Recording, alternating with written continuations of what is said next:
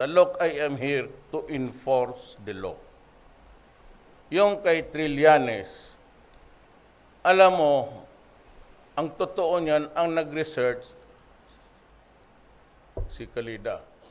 Just like kay Sereno. He was the one who was, alam mo si Kalida medyo bright na matino.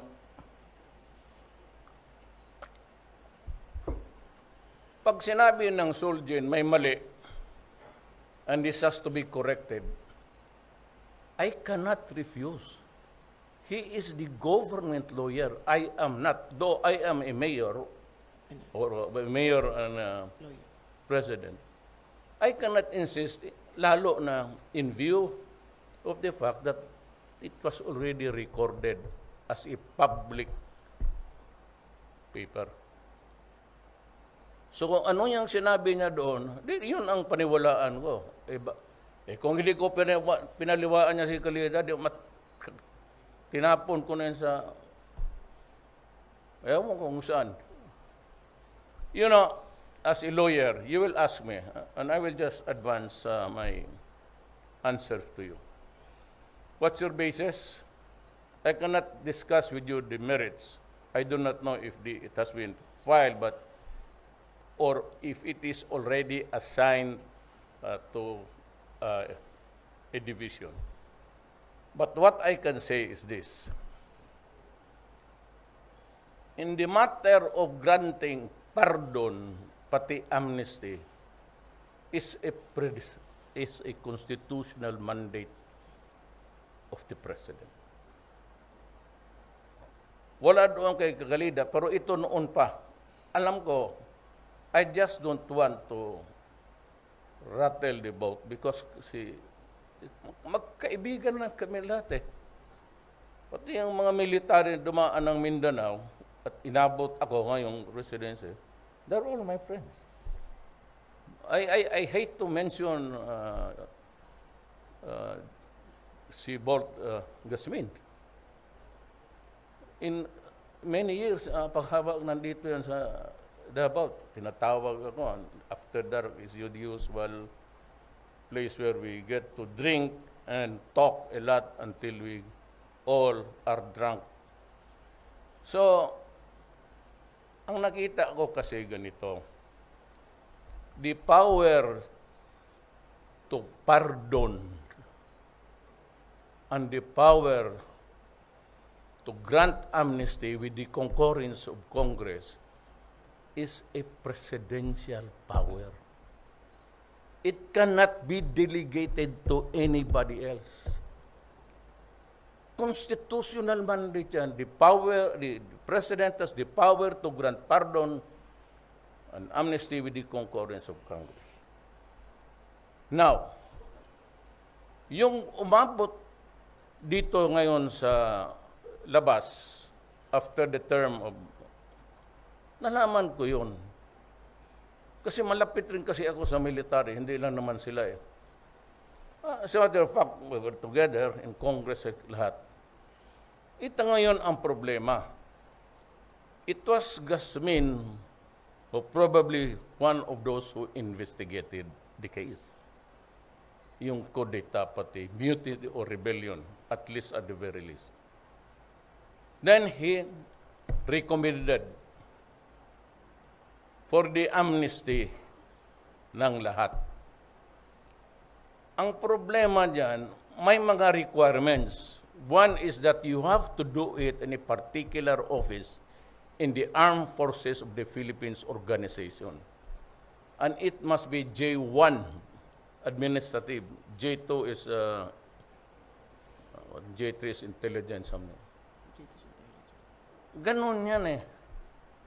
Ngayon, it was, kaibigan ko, sabi ko, I hope that it would not get to this far.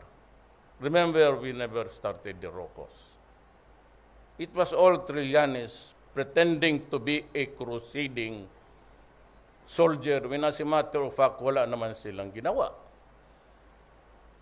Then, tignan mo, sa panahon ni Bolts, nandiyan naman si Trillanes. nagka-increase ba ng sweldo ang sundalo baski 5%? Andyan siya, ha? In Malacanang. And he was taking the cudgels for the military. He not only abandoned the vision of the military, he became a corrupt guy, collecting dyan sa mga negosyante. Para siyang abogado. Alam namin yan, kasi ang negosyante, baski na paano mo taguin, nagsasabi talaga yan. But I do not want to talk to businessmen for that. Kaya I do not allow businessmen to go to, except I said, if you have a problem about corruption, I will give you a 24-hour leeway. Anytime about corruption. So gaya nung Koreanong sa frigate, pumunta doon yung mismong may-ari ng kumpanya, yung parang liaison officer nila, empleyado nila, bakit hindi pa na-implement? And that was why si Bongo wrote a letter sa legal, for legal to hear it and pass on whatever is the result of the investigation. Sabi ko, magkaakyat kayo. Na ito si Trillanes, sundalo, ang nag-make believe siya doon sa mga sundalo na he was all for the military. And he never gave a hoot. Hindi ko sabi, wala ako, isang beses lang ako nagsabi, kampanya, I will double your salary. Period. Nung pagtapat ng panahon, binigay ko. Siya, military siya, malapit siya kay Aquino. Andyan si Borg. Ngayon itong mga military na, they say they love their fellow soldier. Really? Nagpakita ba sila minsan sa Marawi? When a lot of my soldiers and policemen were dying, pumunta lang ba sila doon to sabi, I condole with you? Yan pag sabi mo, nagmamalaki sa sundalo, and always, all the time, tatakutin ang kako pati. We have mga mangmista ko. Is that how low you can get? Is the military that empty? Natakutin ko lang sa mga mista niya kasi hindi ko na gusto ng mga sundalo. Oh, well, kung hindi ibigay mo sa military, bakit takot? Ibigay mo. Kung gusto nila magsabi sila bukas, kayo, bababa ako. Totoo lang. Bakit ako pagpag-contest niyang payabangan? Anong naibigay niya sa military? This pernicious habit of the military when I will take do not follow the instruction of the president. Well, pag yan ang sabi nila, kung gusto ninyo, inyo na. Bakit kayo magpatayan? Ang gwardiya ko, classmate mo rin, bala sa PMA, di kayo na lang lahat. Bakit pa tayo magdrama-drama dito kung gano'n ang sitwasyon? Sinabi ko sa inyo, I'm old. I am ready to step down anytime. Short of working it out for the last remaining years of my term. Probably the only agency that can really, would be PNP and the armed forces. If that is to their liking, they can always just call my attention. We'll have coffee in Malacanang and say, okay, you want me to swear you in? Is it a military junta or have you decided to select the son of a bitch? Gusto niya yung leader na yan? O sige. Yan ang nagmamalasakit sa military. Kalimutan niya lahat. Now, hindi pa ako regalado donut. Kami yung walang tulog. Tumindig ka muna dyan, makinig ka. Yes, sir. Hindi, binibiro ko lang. Sabihin ka ng media. Kami mga taga Davao, alam namin yung biroan namin dito. So yan. Ang isa is si Bot. You know, he recommended that a general amnesty be given.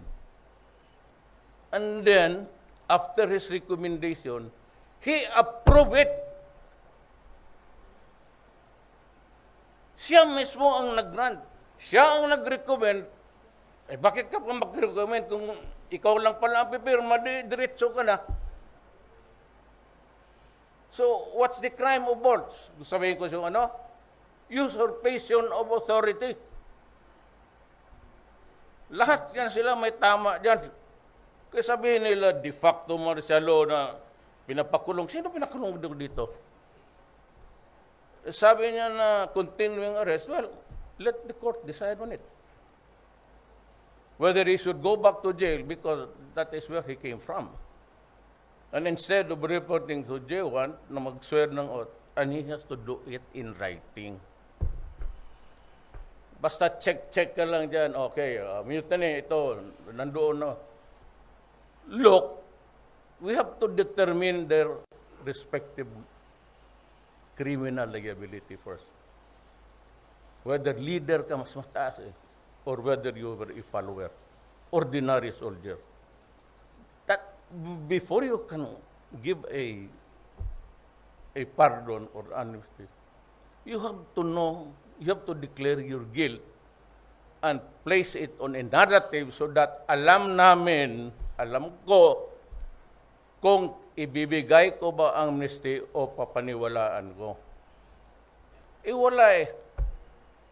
Yung sa application niya, TRO sa Supreme Court, nagbigay siya ng sample ng affidavit. Wala siyang, you have to swear. And you have to place the narrative saan ka, anong ginawa mo, bakit kailangan kang papatawarin. Kaya kung magsabi lang, ako si Trillanes, nanonood lang ako sa kapwa ko sundalo, pero kami lahat sa isang grupo lang. You think that it is easy, you just play with the Constitution? Hindi ako. Must remember, abogado ako. Hindi ko pipirmahan yan kung alam ko na walang. Yan. Failure to comply, it must be in affidavit form and you narrate anong kasalanan mo. Ang problema, yung nag-imbestiga at nag-recommend ng amnesty, siya rin ang nag-approve ng amnesty. Anak ka. Then, remember, it's a constitution. It is, mabigat kaya yan, regalado. Pero mo, you pardon criminals in this country and you can delegate it to just somebody? Just like that? Parang ginawa nila ang gobernong laruan. Yan, hindi ako. Ngayon, if the Supreme Court says that my proclamation is invalid, so let it fall. But sabihin ng Supreme Court sa akin, as head of the department, anong kasalanan, anong pagkamali ko diyan sa non-compliance and yung as a lawyer, dalawa lang yung akin. And I can even, I am not allowed to go. Kasi na Supreme Court na. Pero ito, general provision, which I think, matagal ko na itong alam. Just like the ICC. When everybody was talking about all defenses that I can raise, I just kept quiet. But when the time came, I said, no, yung presidential immunity, sitting president, that's bullshit. Dito tayo sa pagka-judge ka o prosecutor ka, do we have jurisdiction over the person of Duterte to haul him in from the Philippines dito? Jurisdiction muna bago ka magsalita ng... Ako, alam ko noon, Sabi ko, kay Dilima pa yun when she came. I was investigated by Dilima. You were around. You covered it. Then when she was commissioner of sa human rights. She also a continuance of that investigation. When she became a Secretary of Justice, she continued. Tapos ngayon, naging senador na, they still iniimbestiga 4. Ano pa bang gusto mo? Tapos ngayon, I'm called upon by many itong mga left organization. I will show you, but somebody will discover it. 3 yan, bantayan ninyo. Yang yellow, liberals, Trillanes, pati ang Politburo, they have we will show it to you. Kaya kayong mga sundalo, before you jump into the conclusion about tanongin ninyo intelligence ninyo, they will show you.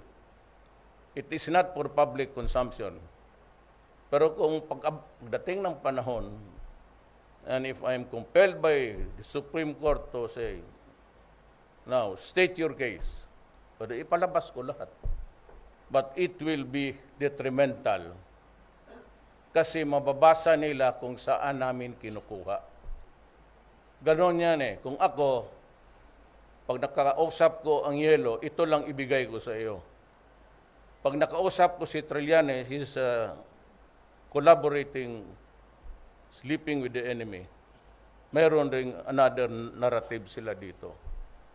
Na hindi nila alam. Sinabi ko na nga naman doon, sabi ko, it's being supplied by a foreign power. Hindi dito.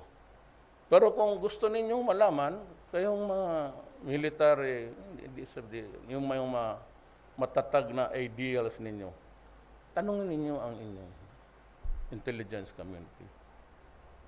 So, 3 yan. They are praying for my ouster. No, kung kayo-kayo lang yan, magbakbakan lang tayo, matulog na lang ako. Pero if the military and the police, just use I will not patay na sundalo, puro ko sundalo kasi ako ang commander-in-chief and history would judge me as tanginang gagon to. Sa panahon niya, pinaaway niya yung mga sundalo niya, pati polis, nagbabarilan. So I will say, nasabihin mo, natakot ako. Ano mo takot? Bakit mo takot? Ano takutan ko? Ano bang kasalanan ko sa inyo? Korupsyon, ha? Mayroong mga taong talagang nasako. Pero talagang hinabol ko. Pati general nga sa Armed Forces of the Philippines.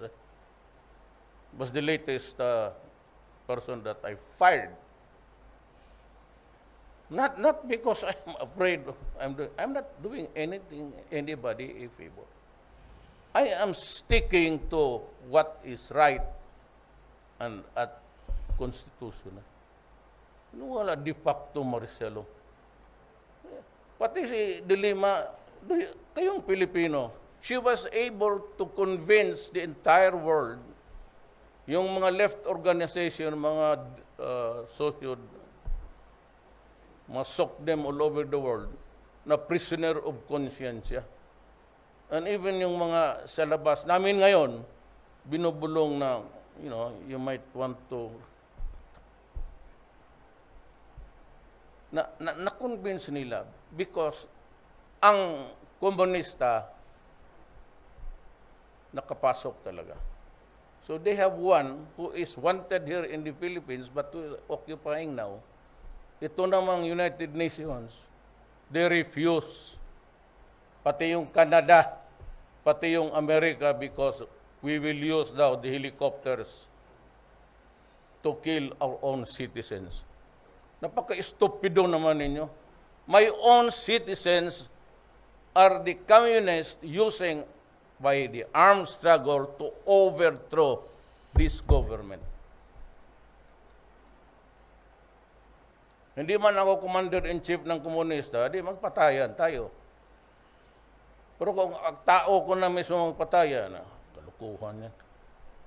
It does not, it does not even the word appeal to me at all. Kung idealist ka man o di prinsipyo ka na tao. Yang tatlong yan, bantayan ninyo. Yan yung mag-aos na House Duterte, and it will go into a high gear October, ganun. Bantayan ninyo yan. Kayang tatlo na yan, konektado lahat yan. Ang problema sa itong kay Trillanes is, he is also playing with the Communist Party of the Philippines. Pero alam ko na noon pa, gusto nila rin pumasok sa PMA na may mga kadete na hinihila nila para yung mga left. And always it is poverty. Bakit siya malaking bahay niya? Bakit iyon ipahat lang? Style na bugok. Sabi nga nung isa, which I really appreciate, it was not here, but somebody was giving an advice. So, you know, a nation can only grow by evolution, dahan-dahan lang. Putukin mo itong Pilipinas ngayon. Gusto mong guluhin, dive tayo lahat. Kasi walang problema sa akin. Huwag lang ninyo akong galawin. Kasi pag ginahon ninyo ako, personal, hanggang dyan lang tayo. If that is the measure or standard you want to use against me, fine. Let's do it. Now! Para wala lang istorya. It disturbs the... Kagaya niya mga shortages of rice. We have 4.8 metric tons. Ano ba kayo? Wala kayo ng propaganda nila na... Sila yan eh. Inflation, yes. Bakit? Sino nag-umpisa? Amerika. Nung tinaas ng rates ng Amerika, taasan lahat. Ganon yan. Wala tayong magawa dyan. It's the economy, because America was, Trump wanted it. Pati yung mga taxes na excise tax, taas sa lahat.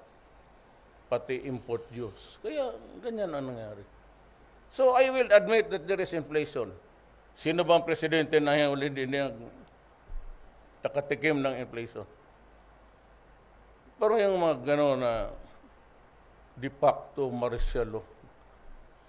Dito sa Mindanao, martial law yan. Do you feel it?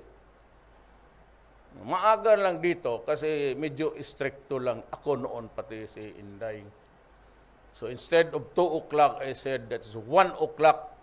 We cannot be partying the whole night. Then ngayon si Inday, binabaan niya alas 12 na. So walang tambay, wala lahat. Gusto ng taga Davao niya. I don't think that the Davaoenos would relish any other kind of environment na nakikita nila sa Davao. Wala ka talagang makita. Walang tambay, wala lahat. Meron man, convenience store. Walang nagiinom sa labas.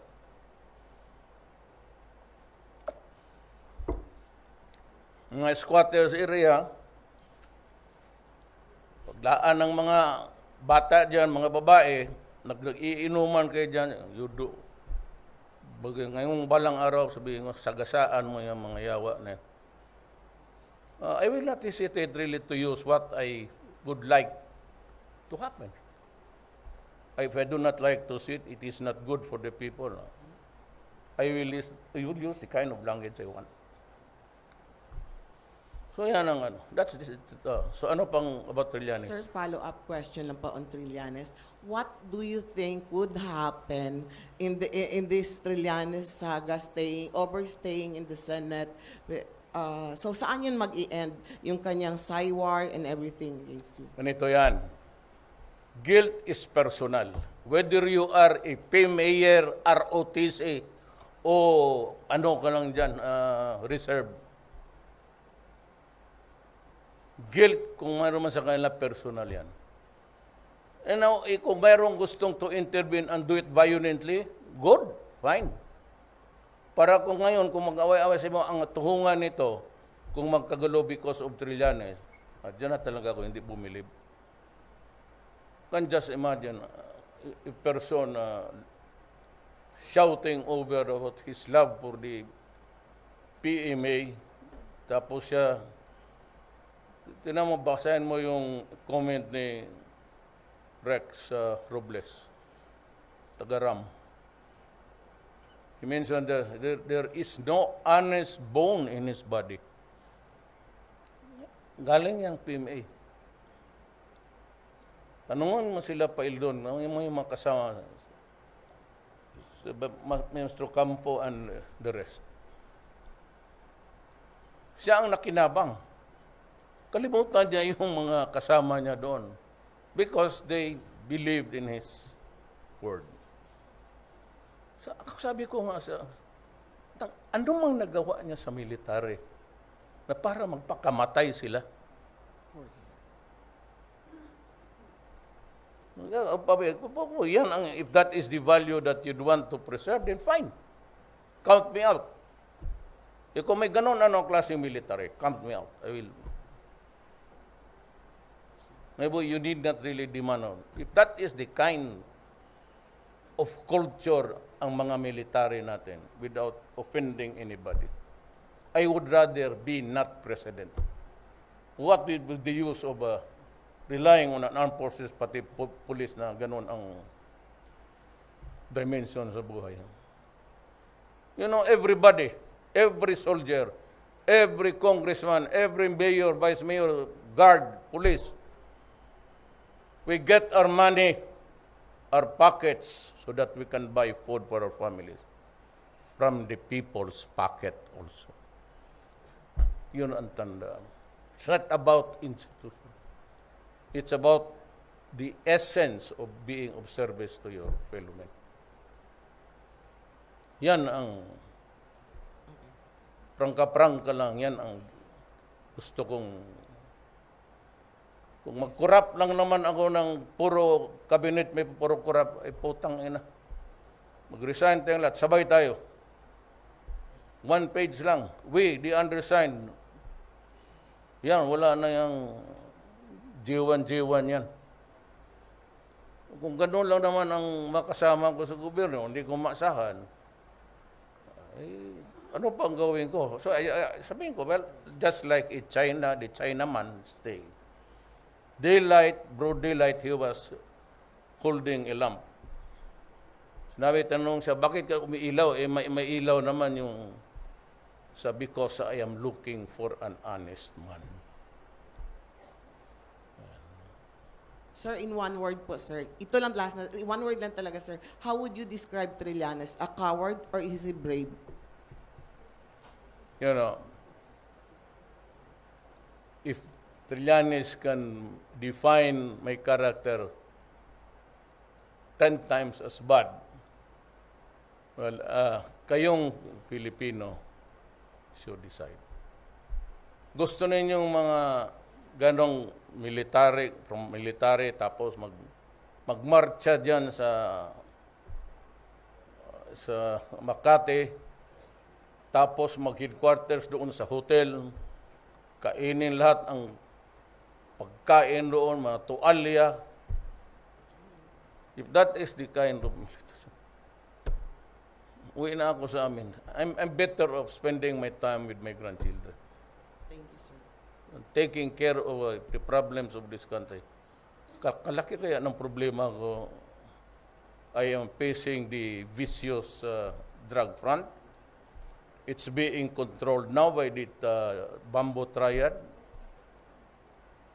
And ang ating container circuit is being used by the Sinyalosa to place itong cocaine. Umiikot kasi yung container baski saan eh. This time, container for Germany. Tapos from Germany, kung sino-sino yung tinatarget nila because they have the timetable. Yan ang ginagamit ng Sinyalosa. Ang Amerika hindi na kailang maghanap pa ng iba. Kung dapat, talagang gusto niyang matapos, wala lang kasi akong armas kagaya sa kanila. Kaya kung may armas lang ako ngayon, precision guided, matagal lang naubos ito. Pati yung niyog lahat, kahoy sa... Libre lang kasi ako eh. So, ako, may nakuha ako doon. So, hindi ko sabihin kung ano nakuha ko ng mga armas. Part really was also, well, of course, the welfare of the Filipino workers abroad and to shop for arms. And mind you, pagka used against terrorism or extremism, binibigay na lang yan. Because we have a common enemy. Lahat na puntahan ko, galit sa terrorism o na biktima ng terrorism. Ina. Ina Andulong. Good morning. Ina ng bayan. Hi, Bayan, mahal na bayan. Sir, still on Senator Trillanes, as far as you're concerned, can you unilaterally void the amnesty granted on Senator Trillanes without congressional concurrence? Hindi po ba kailangan nun? Well, in the first place, ang amnesty allowing his release was void. Therefore, his getting out of the custody was also void. Walang basis eh. Kasi yung amnesty was defective, fatally flawed. Yung basis ngayon ng release niya based on that fatally flawed document could also, mango tree is mango tree. Kalamansi is kalamansi.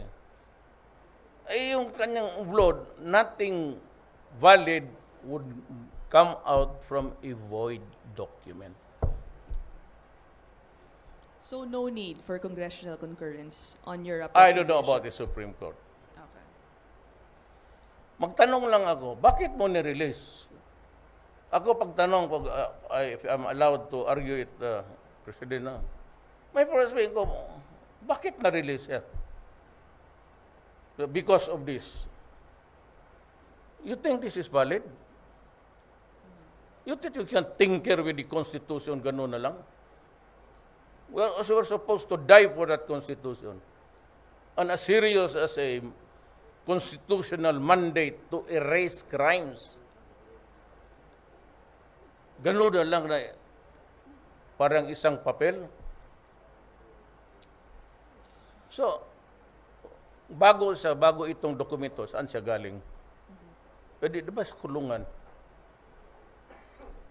Sir, speaking of that, Senator Trillanes is insisting that you have pending orders to have him arrested without an arrest warrant. Can you tell us how you expect your proclamation to be implemented or executed? Well, nandiyan na sa Supreme Court.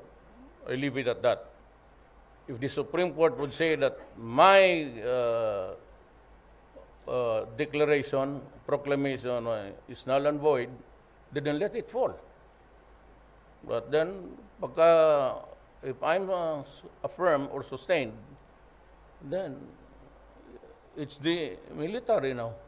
Sila man ang last hold. Sino man ang naghawak sa kanya last. Di sa kanila, bahala sila. Ayaw na tanggapin. Next question is from... Then, you can always invite everybody to do not respect the law anymore. You can write your own petition and go out there nonchalant, walking away. If it is a breakdown of law and order, then I said this is our only country. And if you want to destroy it, fine, let us destroy it altogether.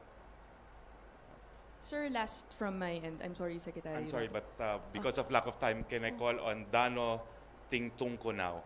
Okay. I'll, Yes, sir. Sir, good morning. Sir, just to... if I have the stamina, walang tulog. Sir, just to clarify, yung court-martial, is it something you are to pursue pagdating still on the matter of No. Senator Trillanes? Kasi ang court-martial is like the court-martial here. Wala namang naniniwala. Kung may relo dito, patay. Pero mas sabi nila, they are safer with the presence of the military. And I will agree. Because most of these mayors and governors really insist na ang martial law nakapabuti sa the totality of the color of the environment. Not so safe, but there is an enemy to reckon with. In Mindanao, we have the historical Moro rebellion, and this is territory. Ang problema na pasukan ng terrorism. Ngayon, yung ISIS, it is no longer what province should belong to where, what authority. Para ako magbantay kayo dyan sa ano. I cannot show it, but be careful kayo dyan. Yung yellow pati yung, they have an alliances and we have the evidence to prove it. Next question, Mr. President, is from Ms. Vina Araneta of ABS-CBN. Hi, Uy, Mr. ma'am, President. kumusta ka? Okay lang po.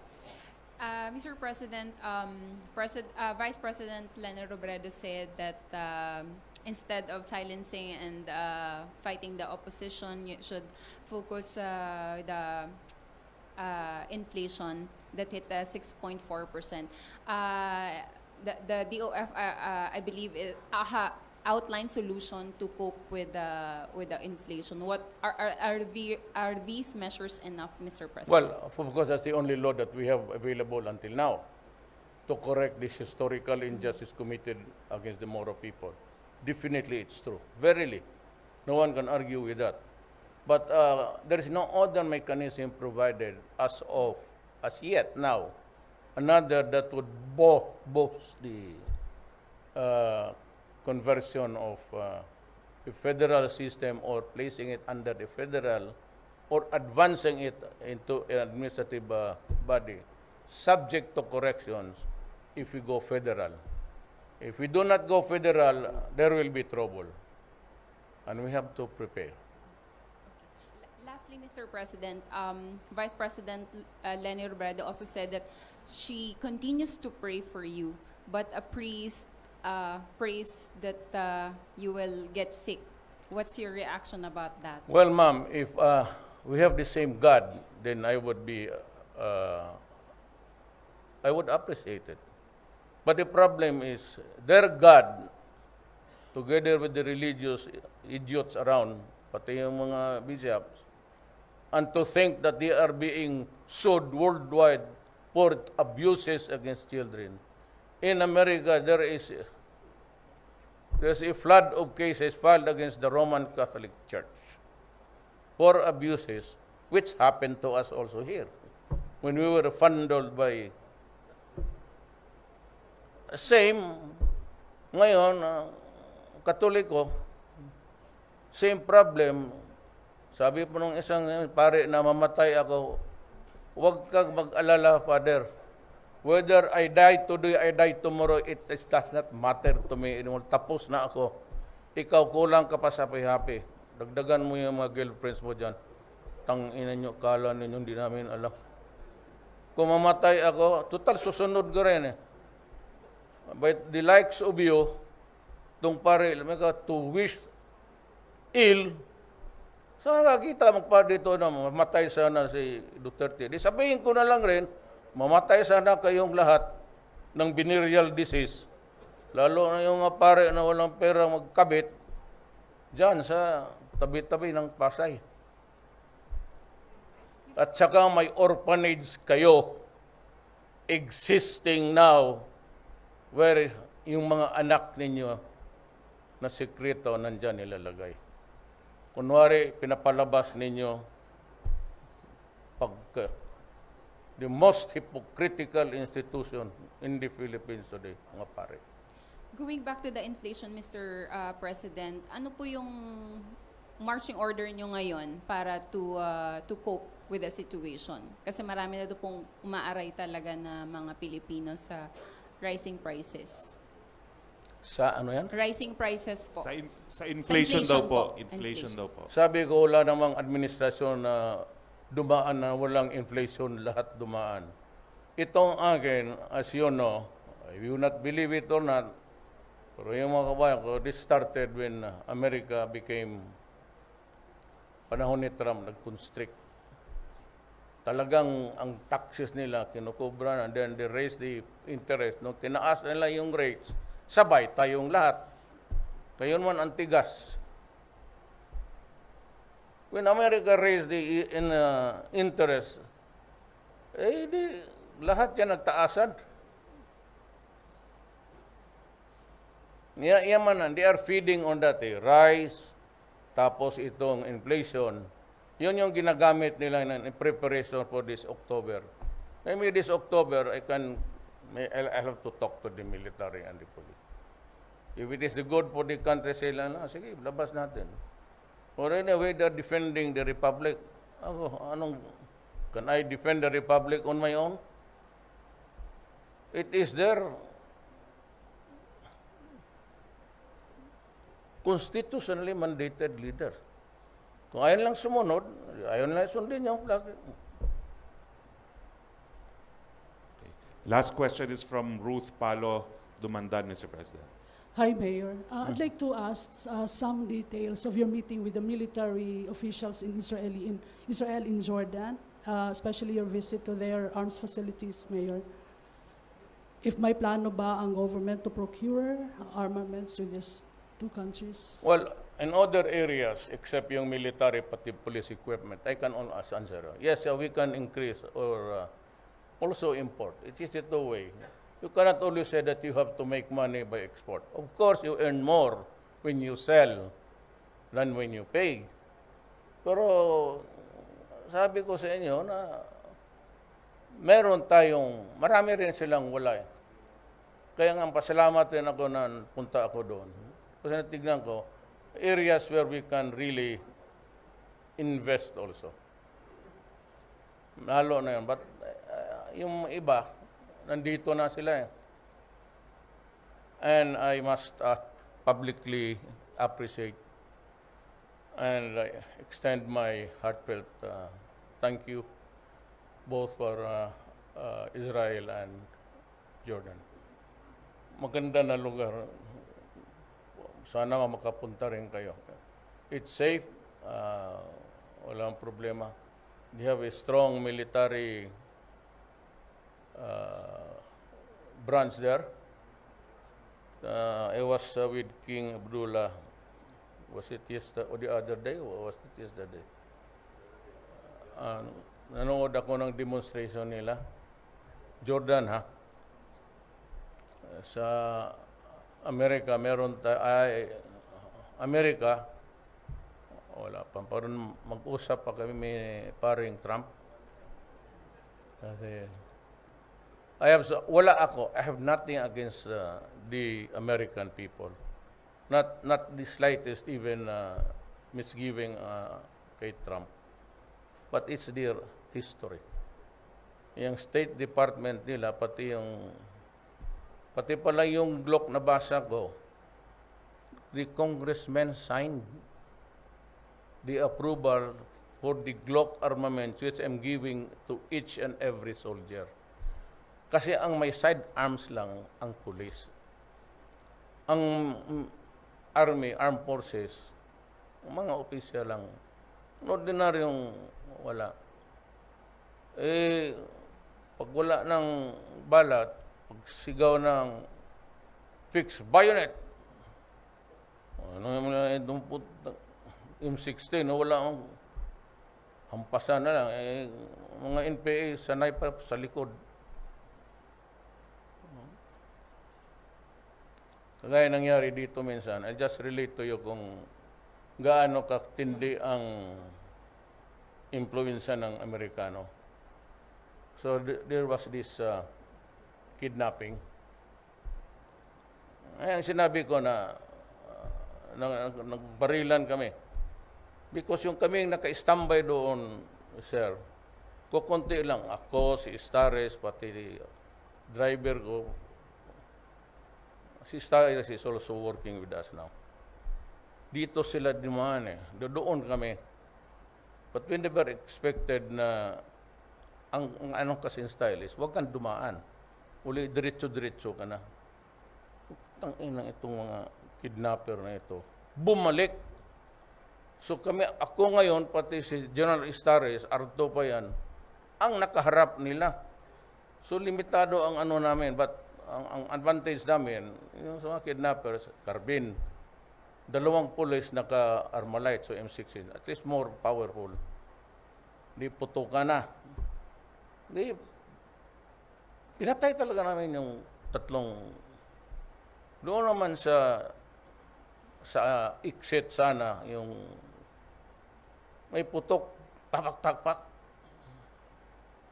Sabi ko, ano yung nangyari? Tawagan mo daw. Sabi yung grupo ni,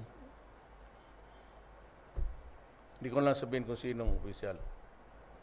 Kasi nung putukan na, ang mga kapo nagtakbuhan na. Kasi naka-standby lang nila doon ng pagdating na sa malapit na doon sa checkpoint nila. Nagsabi yung opisyal, nagkapag-aral sa Amerika. Pero hindi ito PMA, pulis ito. Pero alam mo na, sige, sinitan niya yung CHDA pa, hindi kabakap go. Pagta na paputok siya, halt! Sabi man, who goes there? Sabi ng CHDA, kung sa'yo huwag sulti, sir?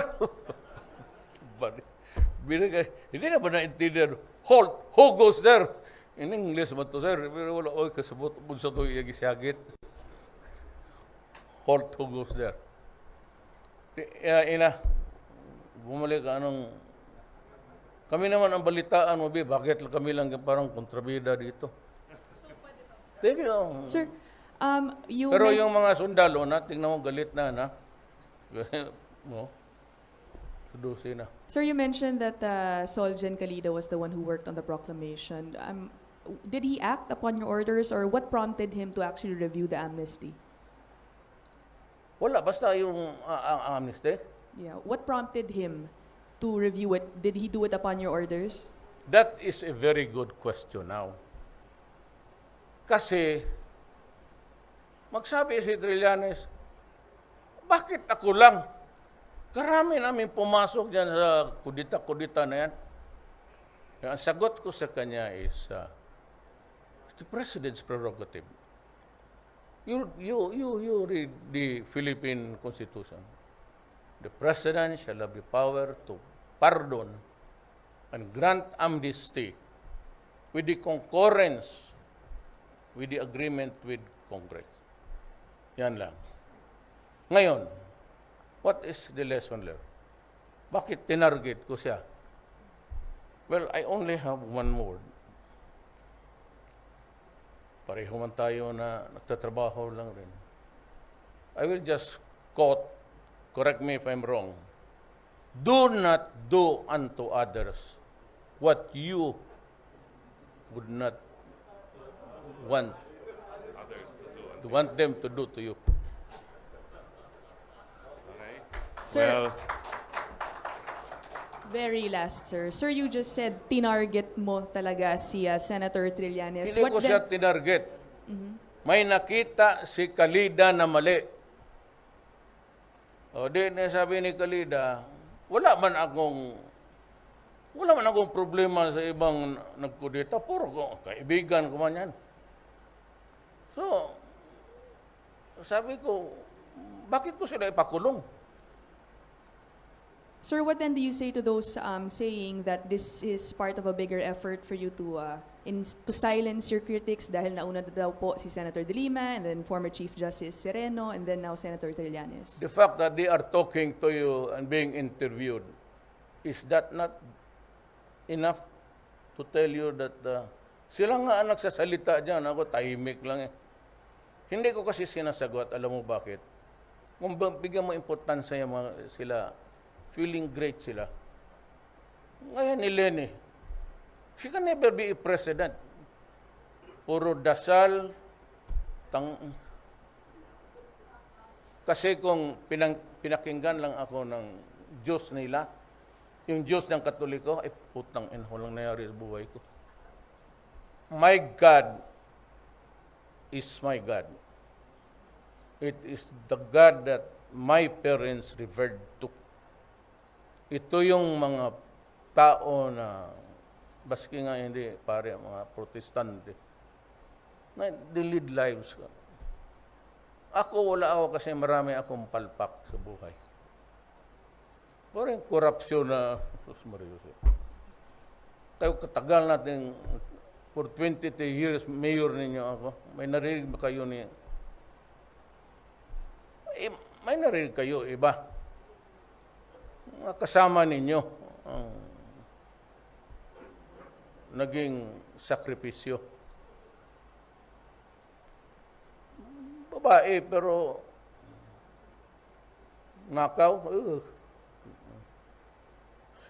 kita man yung bahay ninyo, nung elections, pumunta ka, okay naman, 3 na lang kami na sa buhay. Mga anak ko, kanya-kanya na, nakamayor pa kayo dito ng sobra ka. Sabi niya, pag may narinig pa daw siya complaint, babaan niya ng alas 10. Patay ng taga Davao. Hindi ka na maka-order ng pansit dyan. So, kung malate ka magluto, hindi ka nakapaliw. Saan ka magpunta ng restaurant? So, sabihin niyo, okay na lang day. Agree na kami sa alas 12. Kaya baka babaan ng alas 10, pati ako madamay dyan. Ang after dark, paano na lang? Okay. Thank you, sir. Thank you, Mr. President, and welcome back. Congratulations, a very successful trip to Israel and Jordan. Thank you, very Senator much, Roque. ladies and gentlemen. Pakpak kayo dyan, media. Hindi kayo makatayong nasunod, bantay kayo.